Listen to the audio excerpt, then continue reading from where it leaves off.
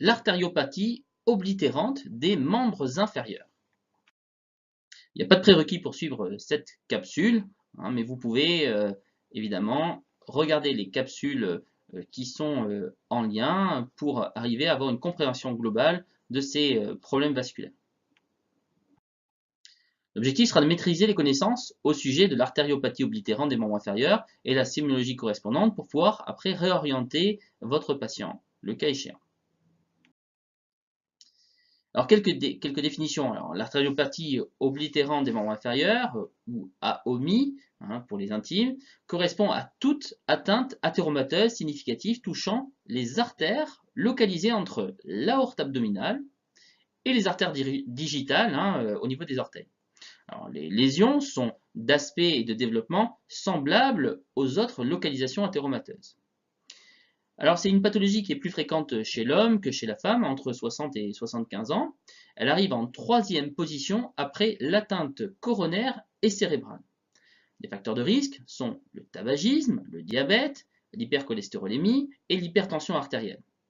La maladie passe souvent inaperçue car elle est souvent asymptomatique ou peu symptomatique, possisymptomatique, du fait au début d'un retentissement hémodynamique modéré et d'un développement progressif et compensateur d'artères collatérales.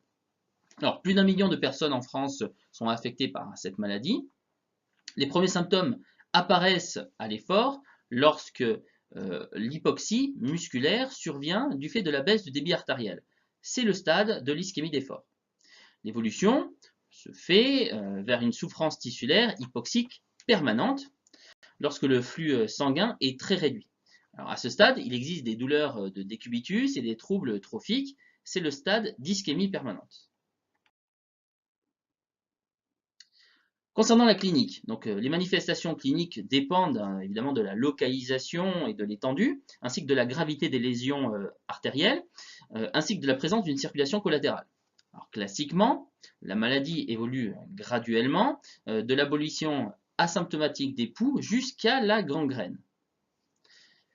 Alors, elle peut être asymptomatique, avec une claudication d'abord légère, puis modérée, puis devenant sévère.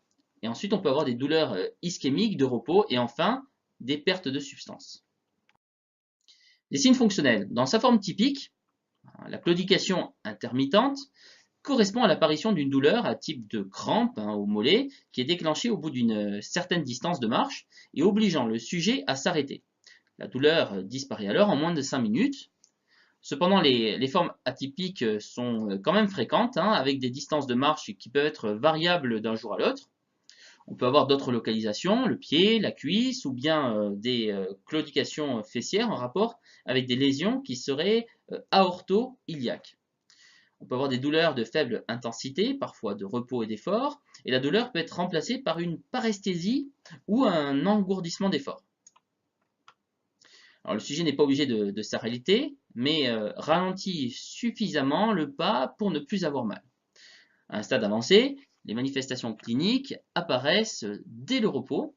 Donc là, on va avoir des douleurs de décubitus, un type de brûlure au niveau des orteils. On va avoir des troubles trophiques, une peau qui va être mince, fragile. On peut avoir une perte aussi de pilosité, des plaies, des ulcères, jusqu'à la gangrène. Les signes physiques.